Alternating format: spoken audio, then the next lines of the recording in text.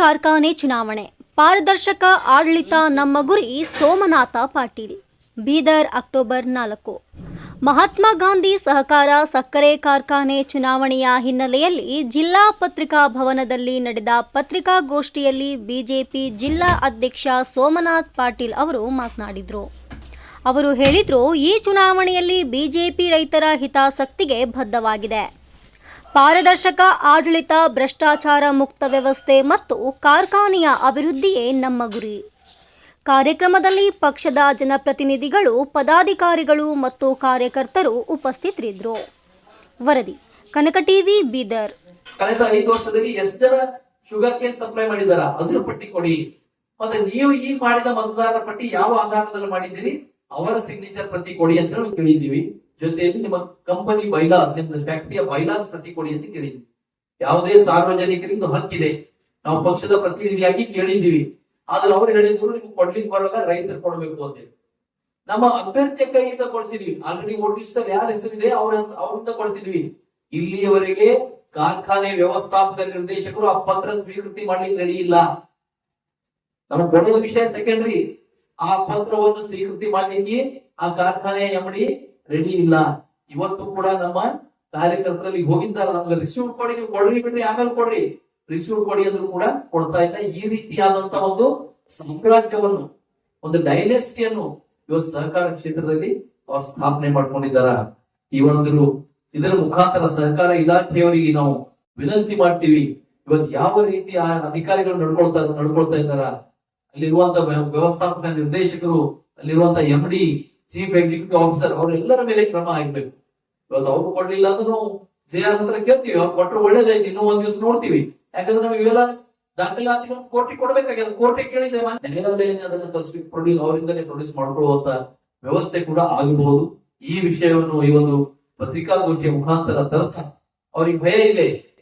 ಯಾಕೆ ಅವ್ರು ಕೊಡ್ತಾ ಇಲ್ಲ ಅಂದ್ರ ಸಿವಿಗೆ ಯಾರು ಬಂದ್ರೆ ಅವ್ರ ಸಿಗ್ನೇಚರ್ ತಗೊಳ್ಳೋದಿಲ್ಲ. ಅಲ್ಲಿ ನಮಗಿರುವ ಮಾಹಿತಿ ಪ್ರಕಾರ ಅವರ ಫೀಲ್ಡ್ ಮ್ಯಾನ್ಗಳು, ಅವರ ಫೀಲ್ಡ್ ಮ್ಯಾನ್ ಅಸಿಸ್ಟೆಂಟ್ಗಳು ಅವ್ರ ಕೆಳಗಡೆ ಇರ್ತಾರೆ, ಅವರೆಲ್ಲ ಕೂತು ಸಿಗ್ನೇಚರ್ ಹೊಡಿತಾರೆ.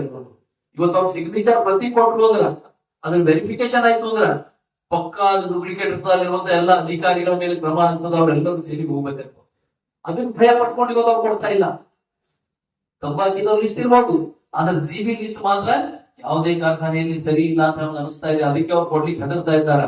ಅದಕ್ಕೆ ಅವ್ರು ಕೊಡ್ಲಿಲ್ಲ ಅಂದ್ರ ನಾವು ಸರ್ಕಾರ JR ಮುಖಾಂತರ ಅಥವಾ ಮಾನ್ಯ ನ್ಯಾಯಾಲಯದ ಮುಖಾಂತರ ಅದನ್ನು ತರಿಸ್ಕೊಳ್ಳುವಂತ ವ್ಯವಸ್ಥೆ ಮಾಡ್ತೀವಿ. ಈ ಸಾಮ್ರಾಜ್ಯ ಬಹಳ ದಿವಸ ನಡೆಯೋದಿಲ್ಲ. ನಾವು ಪ್ರಜಾಪ್ರಭುತ್ವ ವ್ಯವಸ್ಥೆಯಲ್ಲಿದ್ದೀವಿ. ಅಂಬೇಡ್ಕರ್ ಅವರು ಮತದಾನ ಹಕ್ಕು, ಒಬ್ಬ ಸಾಮಾನ್ಯ ಪ್ರಜೆಗೂ ಒಂದೇ ಮತದಾನ, ರಾಷ್ಟ್ರಪತಿಗೂ ಕೂಡ ಒಂದೇ ಮತದಾನ ಇರುವಂತ ವ್ಯವಸ್ಥೆಯನ್ನು ಸಂವಿಧಾನದಲ್ಲಿ ಅಂಬೇಡ್ಕರ್ ಕೊಟ್ಟಿದ್ದಾರೆ. ಇವತ್ತು ಸಂವಿಧಾನ ಮುರಿತಾ ಇದ್ದಾರೆ. ಯಾರಿಗೆ ನಿಜವಾಗಿ ಮತದಾನ ಸಿಗ್ಬೇಕು ಅವ್ರಿಗೆ ಮತದಾನ ಕೊಡ್ತಾ ಇಲ್ಲ. ಕಾನೂನು ಪ್ರಕಾರ ಯಾರಿಗೆ ಸಿಗಬೇಕು ಸಿಗ್ತಾ ಇಲ್ಲ, ಯಾರಿಗೆ ಸಿಗ್ಬಾರ್ದು ಜನವಾಣ ಅಂತ ಹೇಳಿ. ಇವರ ವೋಟರ್ ಲಿಸ್ಟ್ ನ ಕ್ರಮ ಸಂಖ್ಯೆ ಅಮೃತ್ ಶಾಮರಾವ್ ಜನವಾಡೆ ವೋಟರ್ ಲಿಸ್ಟ್ ನ ಕ್ರಮ ಸಂಖ್ಯೆ 2437. ಈ ವ್ಯಕ್ತಿ ಷೇರುದಾರರಾಗಿದ್ದಾರೆ. ಇವರು ಯಾವತ್ತೂ ಕಬ್ಬೆ ಬೆಳೆದಿಲ್ಲ. ಇವ್ರು ಹೈದರಾಬಾದ್ ನಲ್ಲಿ ಕೆಲಸ ಮಾಡ್ತಾರೆ. ಇವ್ರು ಒಂದು GB ಅಟೆಂಡ್ ಆಗಿಲ್ಲ.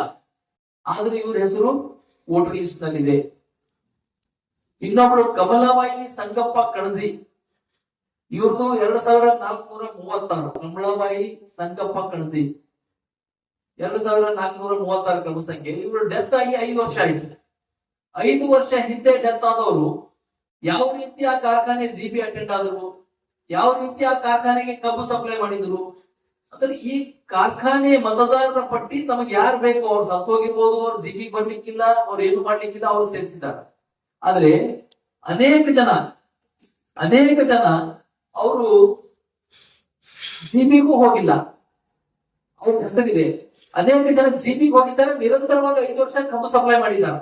ಅಂತವರ ಹೆಸರು ಮತದಾರರ ಪಟ್ಟಿಯಲ್ಲಿಲ್ಲ. ಈಗ ನಾವು ಚುನಾವಣೆ ಪ್ರಚಾರ ಹೋದಾಗ ಅನೇಕ ಜನ ನಮ್ಮ ಹೆಸರೆಲ್ಲ ತೆಗೆದಾಕಿರಿ, ನಾವು ಕಬ್ಬು ಸಪ್ಲೈ ಮಾಡಿದ್ದೆವು, ನಾವು GB-ಗೆ ಹೋಗಿದ್ದೆವು, ಆದ್ರೂ ಕೂಡ ಅವರು ನಮ್ಮ ಹೆಸರು ಮತದಾರರ ಪಟ್ಟಿಯಲ್ಲಿಲ್ಲ. ಅಂದ್ರೆ ಇಲ್ಲಿ ಹಿಂದಿನ ಆಡಳಿತ ಮಂಡಳಿಯವರು, ಯಾರು ಹಿಂದೆ ಕೆಲಸ ಮಾಡ್ತಾ ಇದ್ರು ಆಡಳಿತ ಮಂಡಳಿಯವರು, ಅವ್ರು ಏನ್ ಮಾಡಿದ್ದಾರೆ ಅಂದ್ರೆ ಮುಂದಿನ ಚುನಾವಣೆ ನಡೆದ್ರು ಕೂಡ ನಾವೇ ಗೆದಿಬೇಕು, ನಮ್ಮದೇ ಮತದಾರರು ಇರಬೇಕು. ಅವ್ರು GB ಎಲ್ಲಾ ನಿಯಮಗಳನ್ನು ಗಾಳಿಗೆ ತೋರಿ, ಕೋಆಪರೇಟಿವ್ ನ ಎಲ್ಲಾ ನಿಯಮಗಳನ್ನು ಗಾಳಿಗೆ ತೋರಿ ತಮಗೆ ಬೇಕಾದಂತೆ ಮತದಾರರ ಪಟ್ಟಿಯನ್ನು ತಯಾರು ಮಾಡಿದ್ದಾರ. ಮತ್ ಯಾವುದೇ ಚುನಾವಣೆಯ ಮತದಾರರ ಪಟ್ಟಿ ಮಾಡ್ಬೇಕಾದ್ರೆ ಆ ಮತದಾರರ ಪಟ್ಟಿ ಆಬ್ಜೆಕ್ಷನ್ ಸಿಗಬೇಕು. ಇದರಲ್ಲಿ ಸಹಕಾರ ಇಲಾಖೆ ಅಧಿಕಾರಿಗಳು ಕೂಡ ಇದರಲ್ಲಿ ಶಾಮೀಲಾಗಿದ್ದಾರ. ಈ ಮತದಾರರ ಪಟ್ಟಿ ಪರಿಶೀಲನೆ ಮಾಡುವವರು ಸರ್ಕಾರ ಅಧಿಕಾರಿ ಇಲಾಖೆ ಅಧಿಕಾರಿಗಳು ಮತದಾರರ ಪಟ್ಟಿಯನ್ನು ಶೇರ್ ಹೋಲ್ಡರ್ಸ್ ಅಷ್ಟಿದ್ರು ಕೂಡ 4600 ಮತದಾರರ ಪಟ್ಟಿಯನ್ನು ಅವರು ಮಾಡಿದ್ದಾರೆ. ನಾನು ಈಗಾಗಲೇ ಹಿಂದಿನ ಪತ್ರಿಕಾಗೋಷ್ಠಿಯಲ್ಲಿ ಹೇಳಿದ ಹಾಗೆ ನಾರಂಜ ಕಾರ್ಖಾನೆಗೆ ನಾವು ಇದು ಮಾಡಿರೋದು ತಪ್ಪಿದೆ. ಈ ರೀತಿ ಮಾಡಿರೋದ್ರಿಂದ ಇಲ್ಲಿ ಚುನಾವಣೆಯ ಅಕ್ರಮ ನಡೀತಾ ಇದೆ. ನಿಜವಾಗಿ ಯಾರು ಮತದಾರ ಇದ್ದಾರೋ ಅವ್ರಿಗೆ ಮತದಾರ ಹಕ್ಕು ಸಿಗ್ತಾ ಇಲ್ಲ.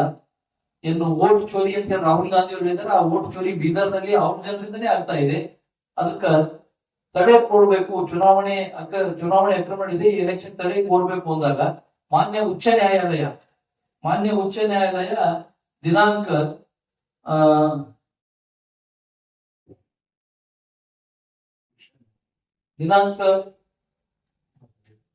ಕಳೆದ 4 ದಿನಗಳ ಹಿಂದೆ ಇದಕ್ಕೆ ಒಂದು ಸ್ಟೇ ಕೂಡ ಕೊಟ್ಟಿದೆ. ಆ ಚುನಾವಣೆ ಪ್ರೋಸೆಸ್ಗೆ ತಡೆಯನ್ನು ಕೊಟ್ಟಿದೆ. ಉಚ್ಚ ನ್ಯಾಯಾಲಯ 26ನೇ ತಾರೀಕಿಗೆ 26/9/2005 27ಕ್ಕೆ ಚುನಾವಣೆ ನಡೀಬೇಕಿತ್ತು. 26ನೇ ಸಾಯಂಕಾಲ ಮಧ್ಯಾಹ್ನ ಆ ಒಂದು ಎಲೆಕ್ಷನ್ ಪ್ರೋಸೆಸ್ಗೆ ತಡೆಯಾಗಿದೆ. ಅದೇ ರೀತಿಯಾಗಿ ಮಹಾತ್ಮ ಗಾಂಧಿ ಕಾರ್ಖಾನೆಯಲ್ಲಿಯೂ ಕೂಡ 23,000 ಮತದಾರರ ಇದ್ದಿದ್ದು ಅದು ಕೇವಲ 4,600 ಆಗಿದೆ. ಅದಕ್ಕೂ ಕೂಡ ತಡೆ ಕೊಡಬೇಕು ಅಂತ ಹೇಳಿ ನಾವು ಮಾನ್ಯ ನ್ಯಾಯಾಲಯಕ್ಕೆ ಅಪೀಲ್ ಹೋಗಿದ್ದೀವಿ. ಒಂದು ರಿಟ್ ಪಿಟಿಷನ್ ಅನ್ನು ಫೈಲ್ ಮಾಡಿದ್ದೀವಿ. ಈ ಒಂದು ರಿಟ್ ಪಿಟಿಷನ್ ಫೈಲ್ ಮಾಡಿದಾಗ ವೆಕೇಶನ್ ಇರೋದ್ರಿಂದ ಕೋರ್ಟ್ಗಳಿಗೆ ಹೈಕೋರ್ಟ್ಗೆ ವೆಕೇಶನ್ ಇರೋದ್ರಿಂದ ವೆಕೇಶನ್ ಬೆಂಚ್ ಎದುರುಗಡೆ ಈ ವಿಷಯ ಬಂದು ಅವ್ರು ನಮ್ಗೆ ಸ್ಟೇ ಕೊಡ್ಲಿಲ್ಲ. ಆದ್ರೆ ಅವರು ಒಂದು ಆರ್ಡರ್ ಅನ್ನು ಪಾಸ್ ಮಾಡಿದ್ದಾರೆ. ದ ಮಹಾತ್ಮ ಗಾಂಧಿ ಸಹಕಾರಿ ಸಕ್ಕರೆ ಕಾರ್ಖಾನೆ ನಿಯಮಿತ on 6/10/25 shall be subjected to the result of the writ petition. ಇದರ ಅರ್ಥ